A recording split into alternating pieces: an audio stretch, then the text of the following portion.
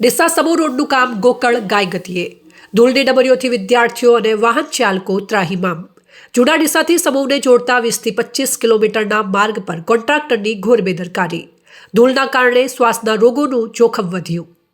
જૂના ડીસાથી સમૂહને જોડતા મુખ્ય માર્ગનું કામ છેલ્લા 1 વર્ષથી ચાલી રહ્યું છે, પરંતુ તંત્ર અને કોન્ટ્રાક્ટરની ઉદાસીનતાને કારણે આ રસ્તો સ્થાનિકો માટે આશીર્વાદને બદલે આફત સમાન બન્યો છે. 20 થી 25 કિલોમીટર લાંબા આ રોડનું કામ અત્યંત ધીમી ગતિએ ચાલી રહ્યું હોવાથી વાહન ચાલકો અને શાળાએ જતા વિદ્યાર્થીઓ ભારે હાલાકી ભોગવી રહ્યા છે. આ જ્યારથી રોડ બન્યો ત્યારથી સેપડ એટલી ઉડે કે કોઈ બાઇકને હેલ્મેટ પહેરવા ના હોય તો તેના માથાઓ આખું ભરી જાય, શ્વાસ લેવામાં તકલીફ થાય અને ગાડીને ઓવરટેક કરવું હોય તો મુશ્કેલી થાય. અને કામ તો બહુ ધીમે જ ચાલે છે અને ખૂબ સેપડ ખૂબ તકલીફ પડે. સાયકલ લઈને જતા હોય ત્યારે પણ સામે કોઈ સાધન આવે તો દેખાય ના. શિક્ષક તરીકેની ફરજ બજાવું છું.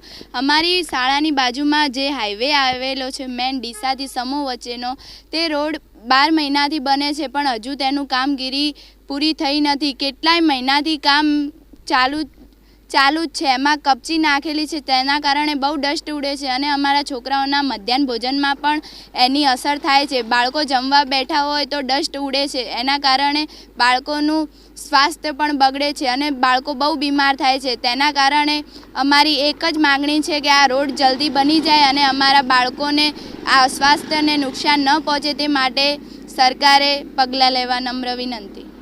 નિયમ મુજબ રોડના કામ દરમિયાન ઉડતી ડસ્ટ એટલે કે ધૂળને રોકવા માટે કોન્ટ્રાક્ટરે સમયાંતરે પાણીનો છંટકાવ કરવાનો હોય છે. જોકે અહીં કોન્ટ્રાક્ટર દ્વારા પાણી છાંટવાની તસ્દી લેવામાં આવતી નથી. પરિણામે રોડ પર નાખેલી કપચી અને માટીમાંથી સતત ધૂળની ડબરીઓ ઉડે છે. આ ડસ્ટને કારણે વાહન ચાલકોને સામેથી આવતા વાહનો દેખાતા નથી, જે અકસ્માતને સીધું નિમંત્રણ આપી રહ્યું છે.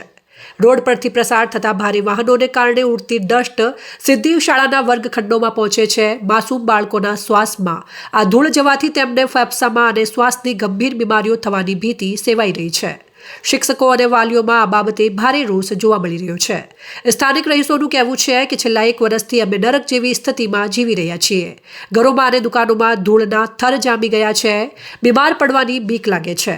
વાહન ચાલકો, ગ્રામજનો અને શાળા પરિવારે તંત્ર પાસે માંગ કરી છે કે આ રસ્તાનું કામ યુદ્ધના ધોરણે પૂર્ણ કરવામાં આવે. પાછળના 1 વર્ષથી આ રસ્તાનું કામ ચાલુ છે. ગોકળ ગાયના રીતે કામ ચાલુ છે. અવારનવાર બધા સાધનોવાળા, સ્કૂલોવાળા છોકરાઓ બધા પણ હેરાન થાય છે.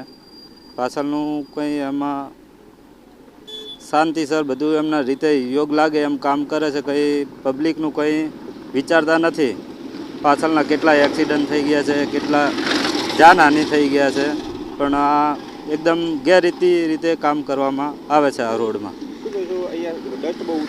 ડસ્ટ એટલે છોકરાઓને આવવા જવા માટે ખૂબ જ હેરાનગતિ અને સાધનો બેફામ રીતે ચાલે છે. કંઈ નક્કી છે જ નહીં કે કઈ રીતના શું કરવું. અને બધી પબ્લિક હેરાન થાય છે. આજુબાજુવાળી સ્કૂલોના છોકરા છે, મધ્યાહન ભોજનમાં કચરો જાય છે, બધું